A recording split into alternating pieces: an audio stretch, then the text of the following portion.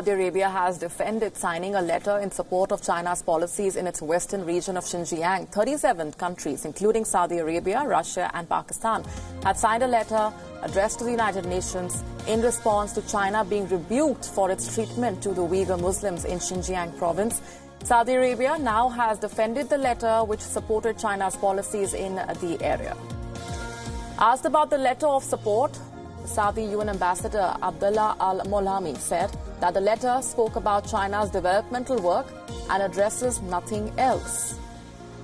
The letter had praised Beijing's remarkable achievements in the field of human rights. It said that China had done well to counter the challenge of terrorism and extremism by setting up vocational education and training centers in the Xinjiang region. China itself has long described these as training centers to provide people with skills and stamp out extremism.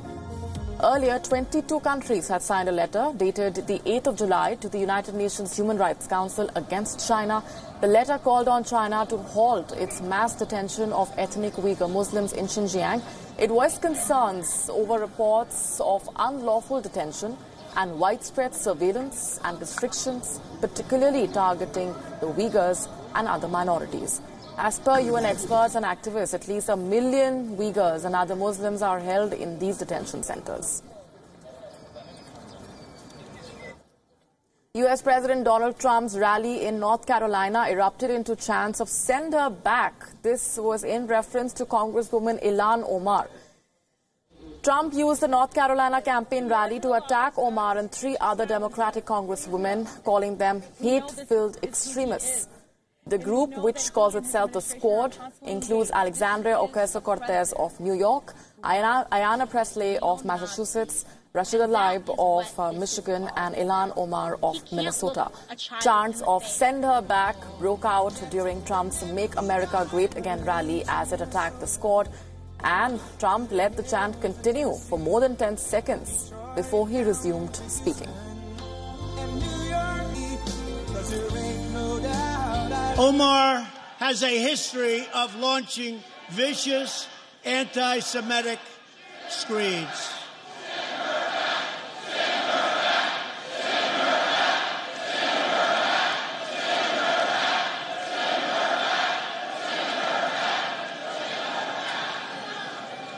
And she talked about the evil Israel, and it's all about the Benjamins. Not a good thing to say.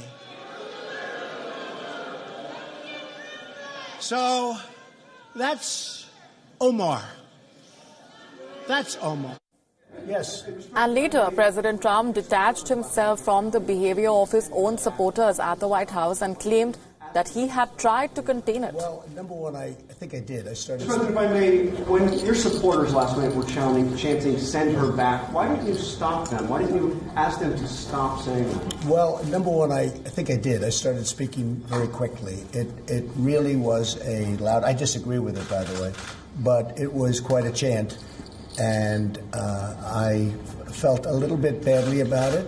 But I will say this, I did, and I started speaking very quickly. But it started up rather fast, as you probably noticed. So you'll tell your supporters never to... Well, I would say that. I was not happy with it. I disagree with it. But, again, I didn't say that. They did. But I disagree with it. But they were echoing what you said in your first tweet, that they should go back. Well, I don't think if you examine it, I don't think you'll find that. But I disagree with it. Anybody else? Meanwhile, U.S. Democratic Congresswoman Ilhan Omar has been welcomed back to Minnesota as members of her district gathered to greet her, chanting, "Welcome back home."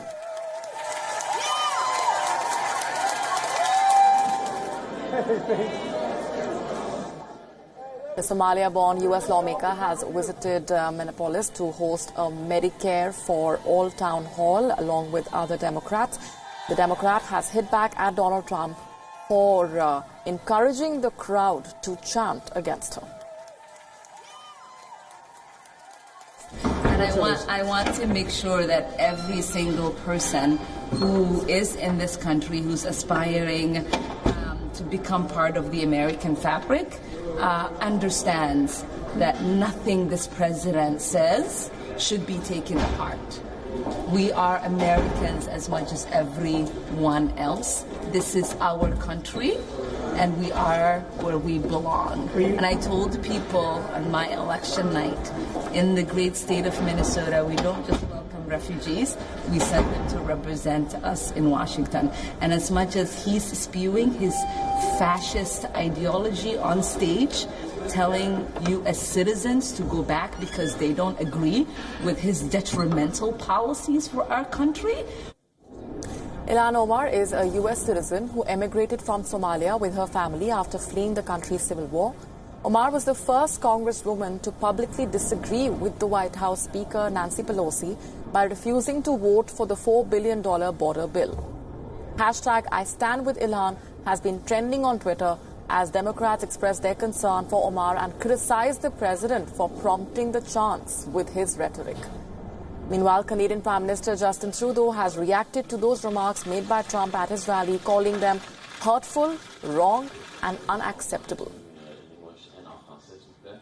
I think the comments made were hurtful, wrong, and completely unacceptable.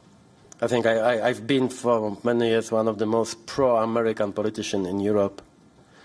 It's difficult to understand some facts, some words